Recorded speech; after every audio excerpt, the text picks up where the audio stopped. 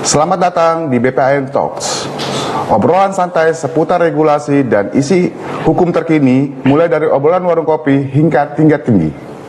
Halo sahabat BPAN, segmentasi Legal Daily hari ini membahas tentang teknis pelaksanaan penyuluhan hukum. Bersama saya, host Legal Daily hari ini, Ardi Yuda. Dan di sini telah hadir narasumber kita, Mas Aris Wahyudi, penyuluh hukum alih muda. Mas Aris saat ini juga menduduki jabatan struktural di bidang pembudayaan hukum pada subbidang penyuluhan hukum langsung dan tidak langsung. Pada sesi kali ini kita akan membahas terkait teknis pelaksanaan penyuluhan hukum yang dilakukan oleh Badan Pembinaan Hukum Nasional. Sebelumnya saya akan menyapa dulu. Halo Mas Aris, apa kabar? Halo Mas Ardi dan Sobat BPHN. Alhamdulillah Mas Ardi, alhamdulillah sehat, baik hari ini. Mas Aris, kalau boleh tahu, Mas Aris menjabat di subbidang penyuluhan hukum langsung dan tidak langsung nih. Sudah berapa lama ya Mas? Alhamdulillah saya menjadi Kepala Subbagian Penyuluhan Hukum Langsung dan Tidak Langsung itu dari 2015 akhir sampai 2022, kurang lebihnya 6 tahun. 6 tahun ya. Alhamdulillah. Cukup lama ya Mas ya. Jadi boleh dong ya Mas sharing atau berbagi dengan sahabat BPAN nih Mas, atau bisa menjelaskan dan memberikan gambaran tentang penyuluhan hukum yang sudah dilakukan oleh Badan Pembinaan Hukum Nasional, khususnya sesuai dengan segmen kali ini terkait teknis penyuluhan hukum. Seperti apa ya Mas? Bisa jelaskan? Oke Mas Ardi, dengan senang hati. Ya. Namun pertama perlu diketahui terlebih dahulu, yaitu kegiatan penyuluhan hukum yang dilaksanakan oleh Badan Pembinaan Hukum Nasional itu diatur dalam Peraturan Menteri Hukum dan HAM nomor M01 PR 0810 tahun 2006 tentang pola penyuluhan hukum. Dalam aturan tersebut dijelaskan bahwa penyuluhan hukum merupakan salah satu kegiatan penyebar luasan informasi dan pemahaman terhadap norma hukum dan peraturan perundang-undangan yang berlaku, tujuannya untuk mewujudkan dan mengembangkan kesadaran hukum di masyarakat agar terciptanya budaya hukum dalam bentuk tertib dan taat atau patuh terhadap norma hukum dan peraturan. Oke. Jadi yang saya tangkap tadi penjelasan dari Mas Aris adalah penyebarluasan informasi dan pemahaman terhadap norma hukum ya Mas, dan peraturan perundang-undangan yang berlaku untuk mewujudkan dan mengembangkan kesadaran hukum di masyarakat agar terciptanya budaya hukum dalam bentuk tertib dan taat atau patuh terhadap norma hukum dan peraturan ya Mas. Seperti itu ya Mas Aris ya? Mas Ardi. Oke. Jadi sasaran kegiatan penyuluhan hukum ini Mas, biasanya dikatakan masyarakat ya Mas? Seperti itu bukan Mas? Iya, betul sekali. Jadi sasaran kita tuh masyarakat umum secara luas. Baik yang individu, komunitas, atau kelompok masyarakat dan berbagai profesi dan latar belakang pendidikan yang beragam. Kurang lebihnya begitu Mas Ardi. Baik. Boleh dijelaskan sedikit Mas kepada sahabat BPAN nih, mungkin ada sebagian sahabat BPAN yang kurang paham. Apa sih yang dimaksud dengan kegiatan penyuluhan hukum langsung dan tidak langsung itu sendiri Mas? Ya, oke, baik Mas Ardi. Merujuk pada Permenkumham tentang pola penyuluhan hukum langsung itu di mana dimaksud pada ayat 1 huruf A dilakukan dengan cara bertatap muka secara langsung antara si penyuluh dan yang disuluh. Sedangkan penyuluhan hukum tidak langsungnya tertera di ayat 1 huruf B merupakan penyuluhan hukum yang dilakukan melalui media elektronik dan media cetak. Jadi bedanya kalau penyuluhan hukum langsung ada interaksi keterlibatan langsung, baik berdiskusi, komunikasi secara langsung dengan masyarakat. Sedangkan penyuluhan hukum tidak langsungnya lebih kepada penyebar luasan informasi hukum yang memanfaatkan media elektronik seperti mungkin sekarang udah canggih ya Mas Ardi ya, ada Iya. TikTok, Iya. yang baru tuh di IG, IG, Facebook ya Mas Haris mungkin ya. Twitter. Seperti itu ya. Oke. Nah, jadi interaksinya, keterlibatan masyarakat tidak terlihat secara langsung. Itu aja Mas Ardi. Nah, terus lalu apa saja sih Mas Haris dalam bentuk kegiatan penyuluhan hukum langsung dan tidak langsung itu? Bisa dijelaskan Mas? Oke, baik Mas Ardi. Kembali ke Permenkumham tentang pola penyuluhan hukum. Yang termasuk dalam kegiatan penyuluhan hukum langsung itu meliputi, contohnya yang di sub saya itu Iya. ada ceramah, penyuluhan hukum terpadu, Oke. ada penyuluhan hukum keliling dengan menggunakan media mobil, Oke. mobil elf, Iya, 3. terus ada temu sadar hukum, 4. ada konsultasi hukum yang secara langsung mungkin orang datang langsung ke law center ya. Jadi Oke. bisa ketemu langsung dengan penyuluh hukum yang kan di situ ada jadwal piketnya, bisa langsung bertatap muka. Oh, gitu. Jadi jika memang langsung itu permasalahan tersebut kita katakan klien tersebut bisa selesai di situ ya Mas ya? Iya. Seperti itu ya? Iya, Gambarannya kan betul ya? sekali. Dan yang tidak langsung itu bisa dialog interaktif radio dan pembuatan film tentang penyuluhan hukum. Kalau yang di radio itu kita bekerjasama dengan yang tahun kemarin itu dengan RRI atau baik juga radio swasta. Itu aja Mas Adi. Kalau televisi Mas? Kalau televisi mungkin itu dengan TV swasta yang udah pernah dilakukan. Seperti apa ya Mas yang sudah bekerja sama dengan Badan Pembinaan Hukum Nasional sebidangnya Mas Haris? Kalau yang tahun ini sih kemarin cuma radio aja. Oh, radio aja. Berarti tahun-tahun sebelumnya ya mungkin Tahun-tahun sudah sebelumnya, ya. Oke. Nah, boleh diinfokan kepada sahabat BPAN yang ingin tahu atau penasaran ingin menonton filmnya gimana nih Mas Haris nih? Kayaknya kan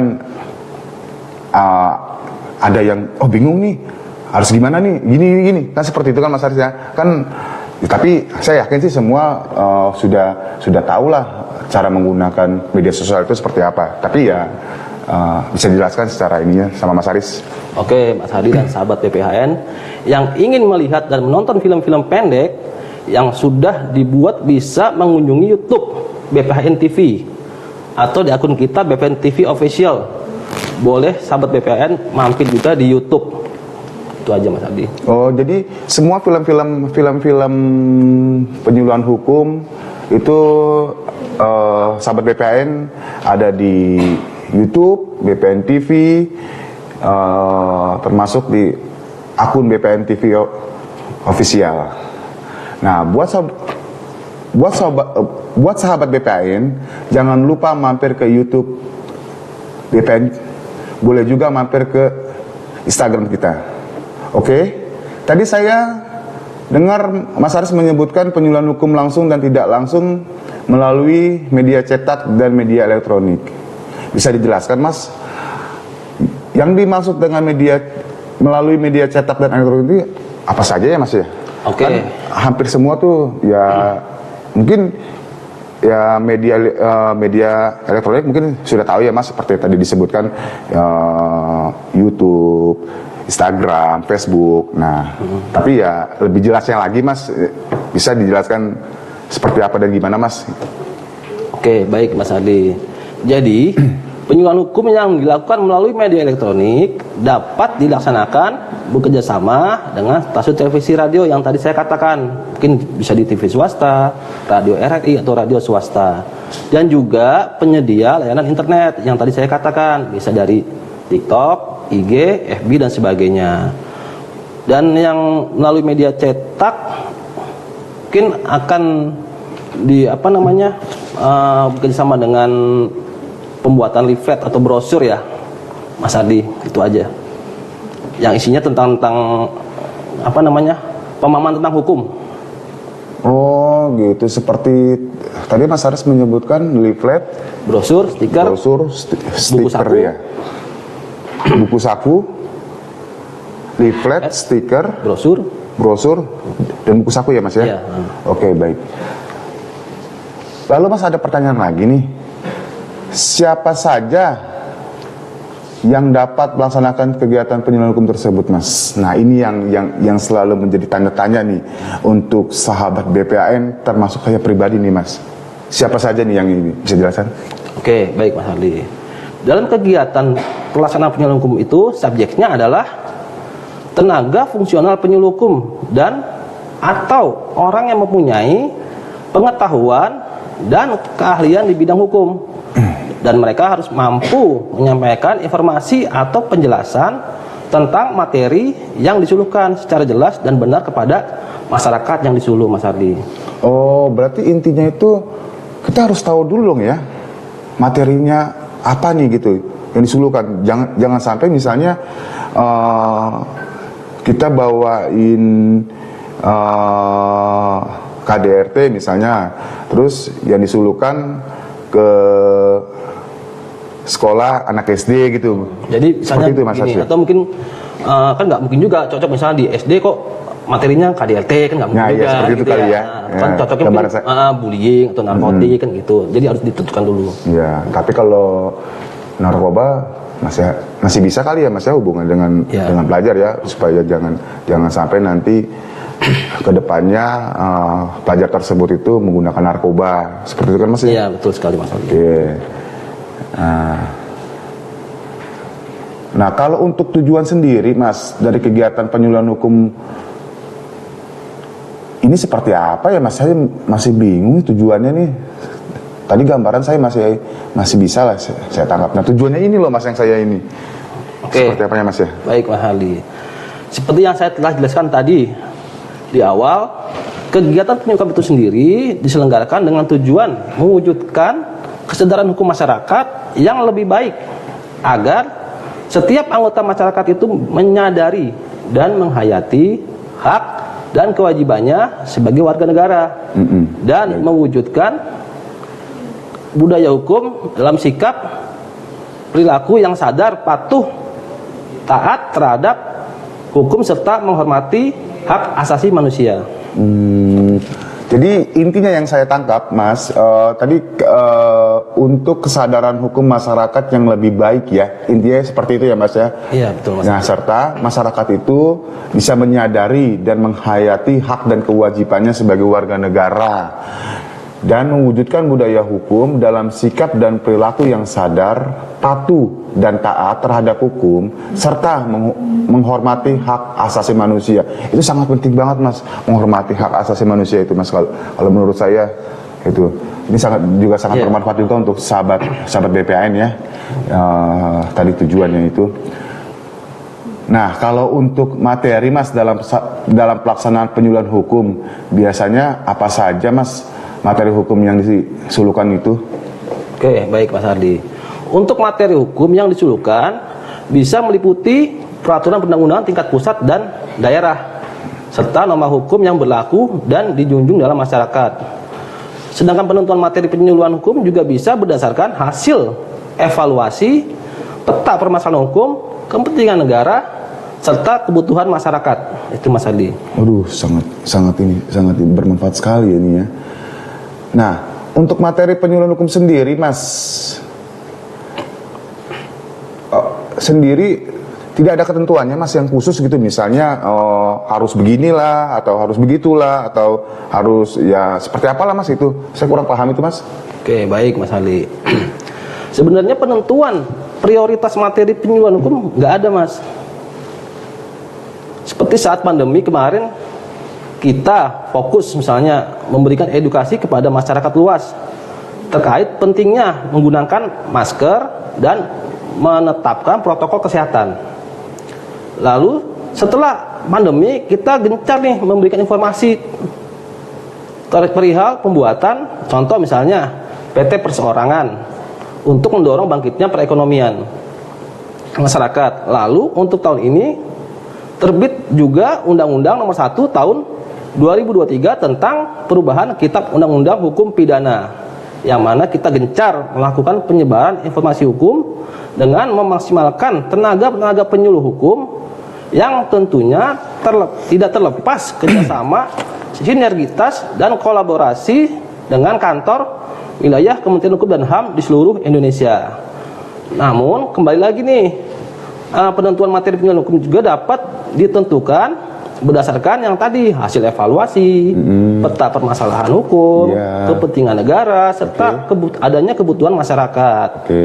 Dalam melaksanakan kegiatan penyuluhan hukum itu, tenaga profesionalnya penyuluh hukum juga harus menjunjung nilai-nilai peka tentunya Mas Ardi.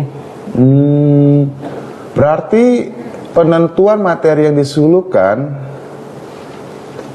tidak melulu berdasarkan pada skala prioritas saja ya Mas ya.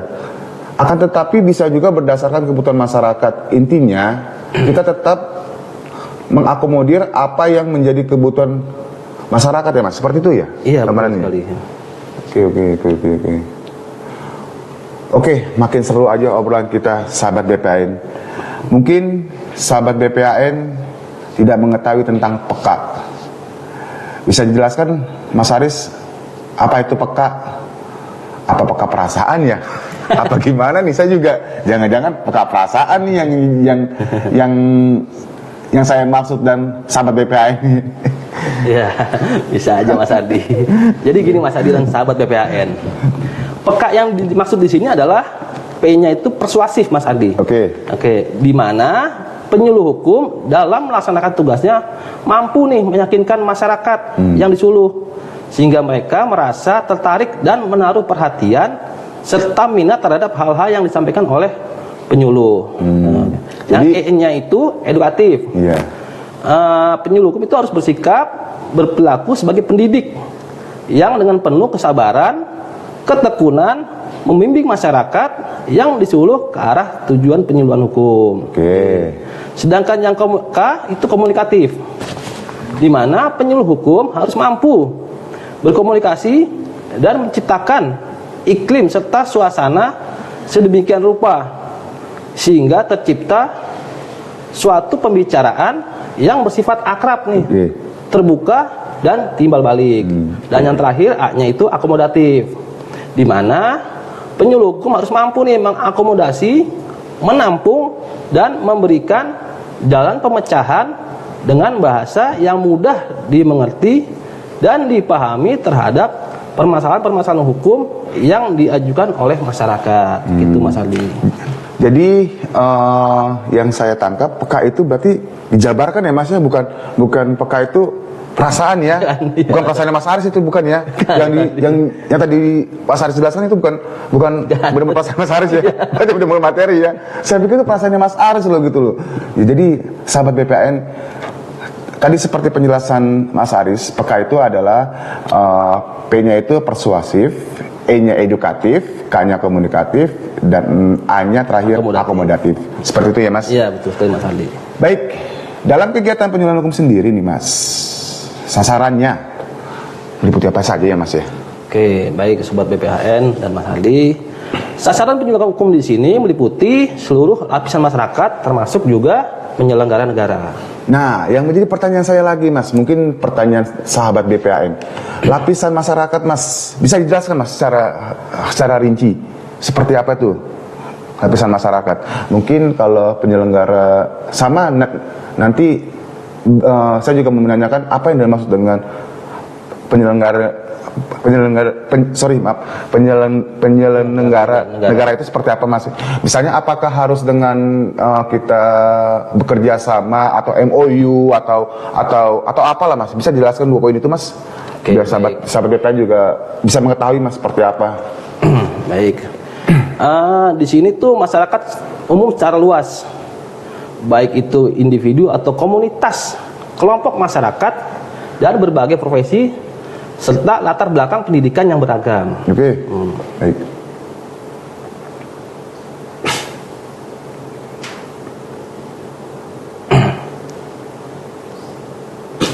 Kalau yang termasuk penyelenggara negara mungkin ada dari kementerian atau lembaga Mas Ardi. Nah, ya tadi itu Mas pertanyaan saya, apakah itu harus yang sudah bekerja sama atau dari bidangnya Mas Aris itu yang mengejar bola atau memberikan informasi, ini loh kita ada penyuluhan hukum keliling loh atau ceramah penyuluhan hukum keliling loh atau temu sadar hukum loh. Nah, seperti itu Mas. Oh, itu mungkin awalnya kalau misalnya kementerian atau lembaga, contoh misalnya sekolah, kementerian atau lembaga misalnya kelurahan atau tempat di mana kita akan melaksanakan kegiatan pelaksanaan penyuluhan, kita mungkin harus koordinasi dulu. Kalau yang ada MOU-nya itu mungkin kegiatan dari kegiatannya, contoh dialog interaktif radio, di mana kita membuat perjanjian kerjasama di mana antara BPHN dengan pihak radionya, pihak ketiga. Oke, Itu oke, aja. oke.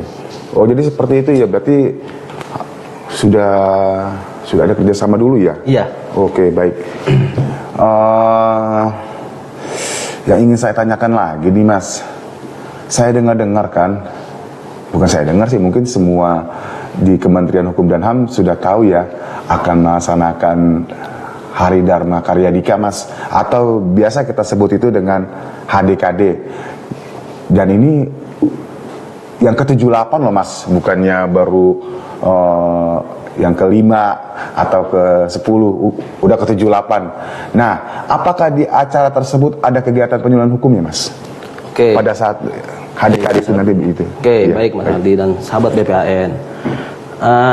Di kegiatan penyuluhan hukum langsung dalam rangka memperingati Hari Dharma Karya Dika adalah kegiatan yang dilaksanakan secara serentak yang dilaksanakan oleh 33 Kanwil Kementerian Hukum dan HAM serta pemberi bantuan hukum yang masing-masing Kanwil memiliki 78 titik dan pemberi bantuan hukum juga sebanyak 78 titik dan totalnya menjadi 156 titik. Oh, berarti banyak juga ya, 156 titik. Tapi itu dibagi ya Mas, 33 kanwil tadi ya Mas ya, Ya, penjelasan Mas Haris ya. Jadi 156 titik itu ya. Ya. Jadi bukan, misalnya yang saya tangkap Mas, misalnya provinsi kanwil Kementerian Hukum dan HAM Kalimantan Tengah misalnya, itu ada 3 titik ya Mas, titik. seperti itu ya. Terus Kalimantan Barat ada 5 titik gitu. Ya. Oh, makanya totalnya serta pemberi bantuan hukum juga ada berapa titik lah. oh gitu. Makanya didapat total 156 titik. Ya. Seperti itu sahabat BPHN. Nah, Mas, bagaimana nih teknis pelaksanaan penyuluhan hukum tersebut, Mas? Itu yang menjadi Oke, baik Mas Hadi dan sahabat BPHN. ya. Ini dengan sesuai dengan tema kita nih, di mana dalam melaksanakan tugasnya penyuluh hukum itu ada 5 yang wajib Ada 5 ya. teknis pelaksanaan penyuluhan hukum. 1, membuat perencanaan. Ya. 2, melakukan koordinasi. Oke. 3, melaksanakan kegiatan. Oke. 4, membuat laporan kegiatan. Dan yang terakhir, membuat laporan evaluasi. Oke. Baik Mas, mungkin saya pribadi dan sahabat BPHN, mungkin dari 5 poin yang tadi Mas Aris jelaskan, membuat perencanaan pertama, 2 melakukan koordinasi, 3 melaksanakan kegiatan, 4 membuat laporan, dan membuat laporan evaluasi. Seperti itu ya Mas ya? Iya, betul. Mungkin dari 5 poin itu Mas, saya dan sahabat BPHN mungkin sudah paham lah dan mengerti seperti melakukan koordinasi ya, sudah paham lah melaksanakan kegiatan, membuat laporan kegiatan dan laporan evaluasi. Yang menjadi pertanyaan ini Mas, 1 yang dari 5 itu Mas, membuat perencanaan itu seperti apa ya Mas? Oke, baik Mas Aldi. Dalam kegiatan pelaksanaan penyuluhan hukum itu memang harus melalui perencanaan awal. Oh, seperti itu. Jadi meliputi apa saja nih? Pertama mungkin membentuk tim. Setelah pembentukan tim itu mungkin kita ada rapat kecil ya, rapat internal. Yang kedua kita menentukan tema. Dan yang terakhir kita menentukan lokus atau lokasi. Itu Mas Adi. Nah, yang menjadi pertanyaan lagi nih Mas. Nih, maaf nih Mas, jadi banyak nanya nih. Oke, baik, nggak apa-apa Mas Adi. Ada habis gimana Mas ini pengetahuan untuk saya ya, termasuk juga untuk sahabat BPHN Mas ya, pastinya ya. Nah, membentuk tim Mas dan lokasi. Nah, misalnya nih Mas, saya punya tim nih teman yang saya anggap asik lah Mas ya, kalau bahasa saya sehari asik. Nah, 1 orang misalnya, bisa nggak Mas itu diajukan menjadi tim saya? Jadi saya sama teman saya 2, jadi hanya 2 Mas. Dan misalnya lokasinya gitu, saya mau di lokasi di situ aja lah, di dekat kantor. Nah, seperti itu Mas. Bisa nggak Mas ya? Tergantung kegiatannya Mas Adi. Oh, tergantung kegiatannya. Bisa dikasih contoh Mas? Ya, contohnya Seperti apa? Ya, contohnya begini. Kalau misalnya kita melaksanakan penyuluh hukum mandiri kali ya, contohnya satu lah. Kita mungkin lokusnya kita mau ke kelurahan atau mungkin ke tempat ke sekolah. Yang dibutuhkan misalnya timnya cuma 2 nih, narasumber dan moderator, atau mungkin narasumber dua-duanya. Sedangkan moderator mungkin dari pihak sekolah atau kelurahan gitu Mas Adi. Seperti itu. Berarti sesuai dengan pertanyaan tadi yang saya sampaikan ke Mas Haris, yang HDKD ya Mas ya, seperti itu Mas ya. Oh, seperti itu ya. Baik, sahabat BPHN, seperti yang tadi sudah dijelaskan sama Mas Aris, bahwa ada 5 poin yang wajib diketahui, yaitu membuat perencanaan, melakukan koordinasi, melaksanakan kegiatan, membuat laporan kegiatan, dan laporan evaluasi. Baik sahabat BPHN, sebagai informasi, saat ini BPHN juga sedang menyelenggarakan LDCC, Legal Development Content Creator, sebuah kompetensi konten edukasi hukum bagi pelajar, mahasiswa, praktisi hukum, juga analisis hukum dan penyuluh hukum. Baik Mas Haris, sudah cukup kayaknya pertanyaan ini. Ada closing statement Mas untuk sahabat BPHN? Oke. Mungkin closing statement dari saya nggak begitu banyak ya Mas Adi dan sahabat BPHN. Yang pertama mungkin seorang penyuluh hukum harus mengerti serta memahami arti dari penyuluhan hukum itu sendiri yang tertera tadi yang dikatakan di awal di Permenkumham tentang pola penyuluhan hukum. Permenkumham tahun 2006 tadi Mas ya? Betul sekali. Yang kedua, seorang penyuluh hukum itu wajib juga mengerti apa saja kegiatan penyuluhan hukum. Yang tadi ada metodenya penyuluhan langsung dan tidak langsung. Dan yang ketiga, mungkin penyuluhan hukum, seorang penyuluh hukum wajib mengerti tentang yang tadi, yang ada 5 poin tadi tentang teknis kegiatan penyuluhan hukum tersebut. Itu aja saja Mas Ardi. Jadi closingnya itu mengerti dan memahami. Ya. Terus wajib mengerti kegiatan penyuluhan hukum, dan yang terakhirnya teknis penyuluhan hukum tersebut. Seperti itu ya Mas namanya, inti dari closing ini. Oke. Terima kasih atas waktu dan materinya untuk kita semua Mas Aris. Sahabat BPHN, untuk kalian yang ingin mengetahui kegiatan penyuluhan hukum agar kalian bisa mengikuti kegiatannya, ikuti terus akun sosial media kita di Instagram @bphn #Kemenkumham, atau di akun Twitter kita @bphn #Kumham, dan di Facebook BPHN Kemenkumham. Dan jangan lupa subscribe YouTube kami di BPHN TV Official. Sampai jumpa lagi di acara BPHN Talks di segmentasi Legal Daily selanjutnya. Selamat siang. Oke, terima kasih. Terima kasih Mas.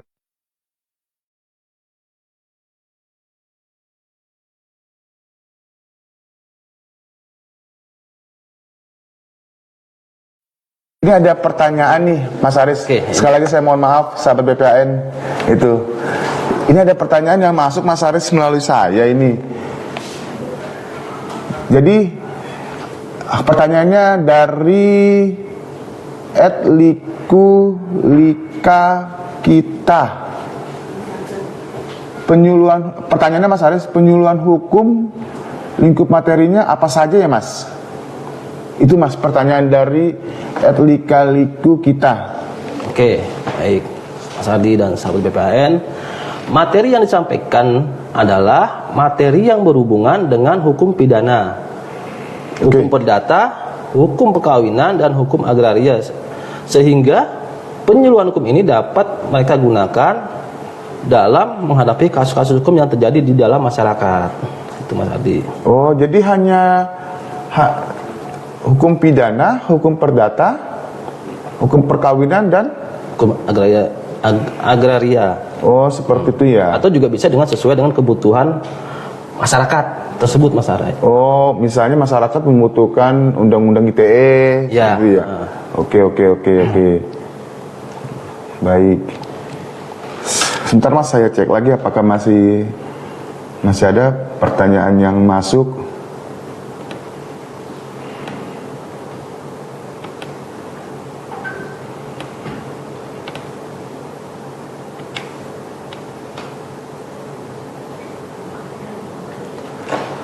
Nah, sambil menunggu nih Mas nih, pertanyaan yang masuk lagi. Sudah lama juga ya Mas Aris ya, 6 tahun ya. Kurang lebihnya. Ya, kurang lebih 6 tahun ya.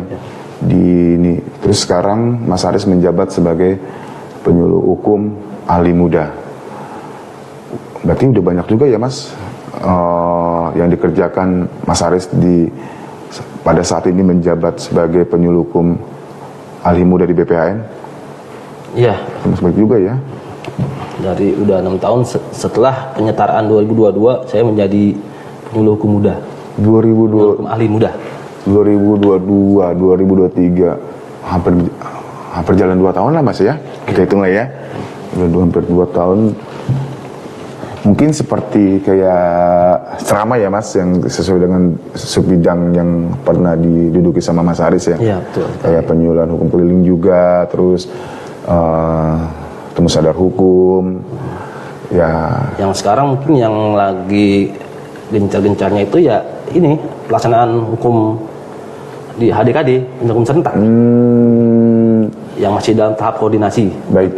Itu kalau nggak salah bulan Agustus ya Mas ya? Iya, tanggal 2. Ya, HDKD tanggal 2 ya, bulan Agustus. 33 kanwil, 78 titik dan PBH-nya sebanyak 78 juga. Jadi 156 ya. Dan dibagi menjadi yang seperti tadi yang saya tangkap, misalnya kanwil Kemenkumham Aceh ada 5 titik, Kemenkumham kanwil Jawa Barat ada 7 titik, seperti itu Mas ya? Iya, betul sekali. Terus ada nggak Mas kesulitan atau kendala Mas pada saat Mas Aris menduduki jabatan subkoordinator penyuluhan hukum langsung dan tidak langsung? Oke, Mas Ardi. Alhamdulillah selama ini semenjak saya menduduki menjadi subkoordinator penyuluhan hukum langsung dan tidak langsung selama 6 tahun, alhamdulillah sih nggak ada terkendala ya Mas Ardi ya. Karena kan kita berkoordinasi dengan baik kepada penyuluh serta terkait dengan stakeholder terkait yang ditunjuk, atau mungkin kita juga mempunyai perencanaan yang kuat antara si penyuluh dengan yang ada di bidang kan gitu Mas Ardi. Nah, berarti tidak ada kendala Mas dengan bidang, saya sebut aja lah itu kepala bidang maupun kepada bawahannya Mas Aris gitu, baik dari kegiatan ceramah penyuluhan hukum keliling, temu sadar hukum, seperti itu Mas? Iya, betul sekali. Alhamdulillah sampai sekarang sih nggak ada kendala sama sekali. Waduh. Alhamdulillah Mas, luar biasa itu. Ya, itulah sahabat BPAN.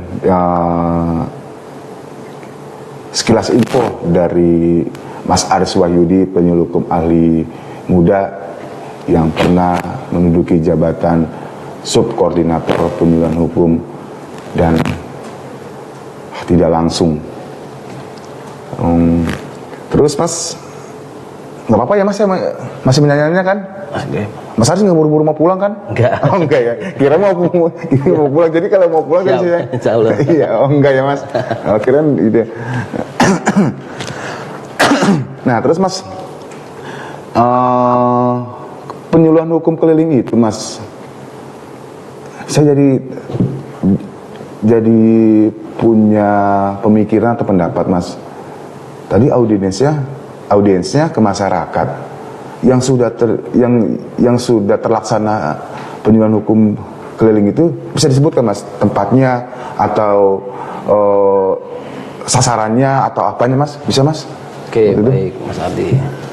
Dalam tahun ini yang terakhir kemarin kita melaksanakan penyuluhan hukum keliling menggunakan media mobil penyuling itu di tempat keramaian seperti tempat wisata kemarin di Ragunan, yang mana audiensnya itu adalah pengunjung dari kebun binatang Ragunan tersebut. Gitu. Berarti seluruh pengunjung ya Mas ya? Iya. Kalau pegawainya juga termasuk mas? Ya bisa juga. Pegawai juga termasuk. Nah mas, ini mungkin yang menjadi pertanyaan saya termasuk sahabat BPAN. Tadi kita ngebahas masalah HDKD ya mas, dan tadi Mas Aris juga sempat menjelaskan bulan Agustus yang akan dilaksanakan. Nah, sasaran peserta Lukumtak itu ada berapa ya mas ya? Ada nggak ya 50 atau 100 seperti serama-serama mas gitu mas? Oke, baik Mas Adi dan sahabat BPAN. Jadi yang ada di Kanwil itu kan sudah terbagi-bagi nih. Iya. Di 33 Kanwil. Nah, itu kan ada 78 titik. Dan Oke, masing-masing 78. dan masing titik itu audiensnya tuh sebanyak 50. Oke. Jadi totalnya itu kan ada 156 titik, sehingga total dari pesertanya adalah 7.800 peserta Mas Ardi. Banyak banget ya, 7.800 peserta. Aduh, sahabat BPAN, itu saya nggak bisa membayangkan sebanyak itu. Termasuk ada Mas Aris juga di situ ya. Iya, betul sekali. Saya juga termasuk di situ ya, termasuk ya. Hanya memantau saja nanti. Aduh, nggak kebayang loh. Saya dan sahabat BPAN 7.800 peserta. Oke, aduh. Ya harapan dan doa kita semua, termasuk sahabat BPAN, semoga acara HDKD yang ke-78 itu berjalan dengan lancar dan sukses untuk kita semua. Itu. Baik Mas Ardi. Jadi sepertinya Mas, saya lihat-lihat di sini sudah tidak ada lagi nih penanya Mas. Mungkin sudah paham penjelasan dari Mas Aris nih, jelasin dari awal sampai akhir, sampai yang tadi saya tanyakan juga ada beberapa pertanyaan. Kayaknya sudah paham semua nih Mas, sampai tidak ada lagi pertanyaan, hanya satu tadi penanyanya itu.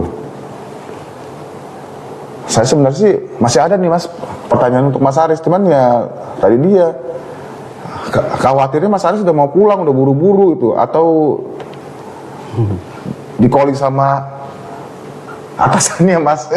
Jadi saya kan aduh gimana ya, di calling sama atasannya nanti ini gimana ya, jadi seakan-akan saya ini enggak ya Mas ya? Enggak lah Mas Ardi. Wah, sangat berkenan ya. Iya, lalu iya, sini Mas ya. Ardi. Nah Mas, jadi pertanyaan selanjutnya ini khusus dari saya nih Mas. Mungkin ada sahabat BPN juga yang ingin mengetahui juga ya. Nah dari pusat penyuluhan itu Mas, ada berapa sih Mas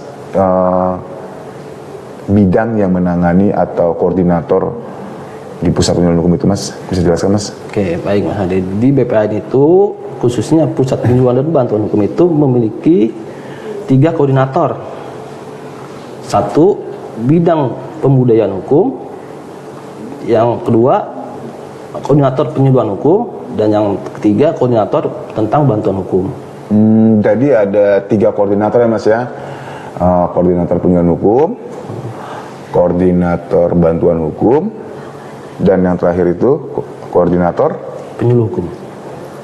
Lah, tadi kan saya sebutin Mas. Pembudayaan. Pembudayaan pertama. Pembudayaan. Penyuluhan hukum. Penyuluhan hukum. Dan terakhir bantuan hukum. Dan itu. Dan yang kita sedang laksanakan ini, yang pelaksanaan penyuluhan hukum itu ada di bidang pembudayaan hukum.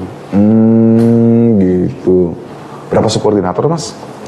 Subkoordinatornya ada, tiap bidang itu ada 2. Ada 2. Ada 2. Jadi semuanya. Berarti masing-masing. Jadi 3 bidang membawa subkoordinator 2 gitu maksudnya Mas. Oke.